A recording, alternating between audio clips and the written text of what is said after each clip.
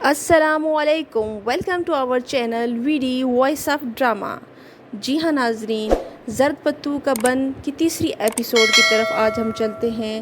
Episode شروع ہوتی ہے مینو کا بھائی اپنے بیٹے روشن کو آوازیں دیتا ہے، کہتا ہے کہ آج اس کے ساتھ دکان پر چلو، جبکہ روشن کی ماں کہتی ہے کہ وہ دکان پر جا کر کیا کرے گا، وہ تمہاری طرح جوا ہی تو کھیلے گا۔ پہلے دو کو تم نے مدرسے میں مفت کی روٹی کھانے کے لیے ڈال دیا ہے اور اب اس کو اپنے ساتھ جوئے پر لگانے لگے ہو۔ وہ کہتی ہے کہ میرے کم بچے ہوتے تو میں بھی ان کی اچھی تربیت کر سکتی۔ ادھر سرتاج، جو کہ مرکز بہبود آبادی کی لیڈر ہے، اپنے ایک اور نیک بچے پر شکر ادا کر رہی ہوتی ہے۔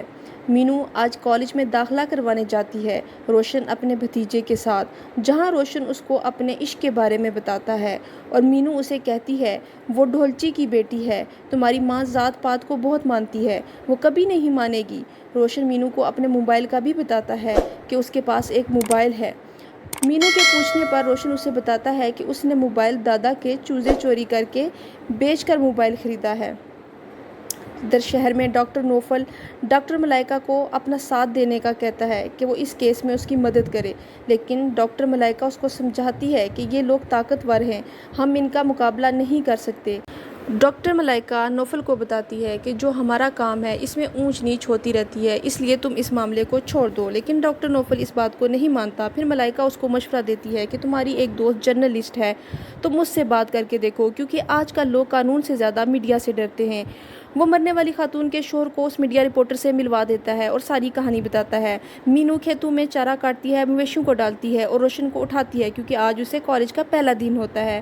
وہ بہت خوش ہوتی ہے، لیکن اس کی ساری خوشی ماند پڑ جاتی ہے جب اس کو پتہ چلتا ہے کہ اس کا بھائی موٹر سائیکل لے کر جا چکا ہے تاکہ مینو کالج نہ جا سکے، جبکہ مینو پرعزم ہوتی ہے اپنی پڑھائی کو لے کر۔ وہ اپنی جوتیاں ایک لفافے میں ڈالتی ہے اور ننگے پاؤں بھاگتی دوڑتی کالج پہنچ جاتی ہے۔ کالج کی لڑکیاں اس کو اسٹوڈنٹ کی بجائے استانی سمجھتی ہیں۔ وہ بھی اس بات کا فائدہ اٹھاتے ہوئے تھوڑا مذاق کرتی ہے اور اپنی ساری کہانی بتاتی ہے کہ وہ یہاں تک کیسے پہنچی اور اس نے کیسے ٹاپ کیا، اور بتاتی ہے کہ آپ لوگوں نے بھی مجھے استانی سمجھا، میں میڈم نہیں بلکہ آپ لوگوں کی طرح ایک اسٹوڈنٹ ہوں۔ ہاں جی، یہاں پہ مذاق ختم ہوا۔ ادھر ڈاکٹر نوفل اور میڈیا رپورٹر کی وجہ سے سارے میڈیا میں ڈاکٹر سدرا کی پول کھل گئی ہے کہ کیسے مریضہ کی موت واقع ہوئی ہے، جس سے سب مریض مشتعل ہو کر ہسپتال چھوڑ کر چلے جاتے ہیں۔ ڈاکٹر سدرا اپنے شوہر کو مشورہ دیتی ہے کہ ڈاکٹر نوفل اور ملائکہ کو ہسپتال سے نکال دیتے ہیں، جبکہ وہ کہتا ہے کہ نہیں، اس وقت جوش سے نہیں بلکہ ہوش سے کام لینا ہوگا۔ ادھر مینو کی دادی اس کے بھائی کی دکان پہ آتی ہے اس کو ڈانٹنے کے لیے کہ تم آج موٹر سائیکل لے کے آئے اور مینو پیدل کالج گئی ہے۔ روشن اپنی دادی کو اسی موٹر سائیکل پہ بٹھا کے گھر لے جاتا ہے، لیکن وہ کہتی ہے کہ نہیں، تم جا کے مینو کو کالج سے واپس لے کے آؤ۔ روشن کہتا ہے کہ دادی، گھر کا راستہ دور ہے، اب کیسے گھر جائیں گی؟ انہوں نے کہا کہ مجھے گلزار ڈھولی کے گھر اتار دو۔ وہ اسے گلزار ڈھولی کے گھر اتار دیتا ہے۔ وہاں پہ گلزار ڈھولی کی بیوی روشن کا پول کھول دیتی ہے کہ روشن یہاں ڈھول سیکھنے آتا ہے۔ مینو کو روشن واپسی پہ لانے کے لیے جب جاتا ہے تو دیکھتا ہے کہ مینو نے جوتے اتارے ہوئے ہیں اور ایک شاپر میں ڈالے ہوئے ہیں۔ جب روشن مینو سے پوچھتا ہے کہ تم نے جوتے اتار کے شاپر میں کیوں ڈالے ہوئے ہیں، تو مینو کہتی ہے کہ جوتا میرا پاؤں کاٹتا ہے، جبکہ روشن کہتا ہے کہ کیا تم سمجھتی ہو کہ مجھے تمہارے جھوٹ کا پتہ نہیں چلے گا؟ مجھے پتہ ہے کہ تم نے جوتے اس لیے اتارے ہوئے ہیں کہ یہ کہیں پھٹ نہ جائیں۔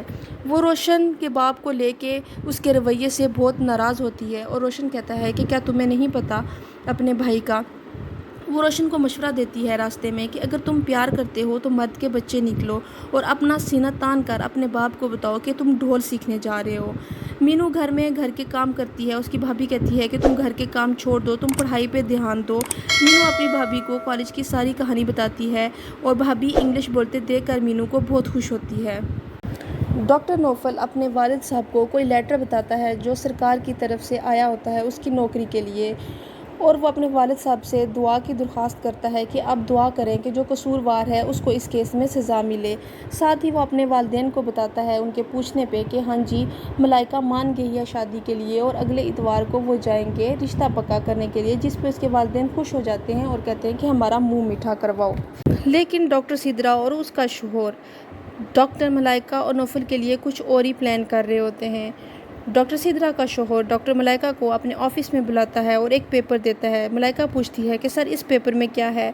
वो उसे और कहता है कि इस पेपर में आपके लिए एक ऑफ़र है, अगर आप ऑफ़र कबूल करेंगी तो ठीक है, लेकिन अगर आप इससे इनकार करेंगी तो इसके क्या नताइज हो सकते हैं, नुकसानात हो सकते हैं, वो भी इस ख़त में दर्ज है। जी हाँ नाज़रीन, यहाँ पे ख़त्म होती है आज की तीसरी किस्त। अगली किस्त में आपसे मिलते हैं, तब तक देखते रहिए। Thanks a lot. अल्लाह हाफिज़, टेक केयर।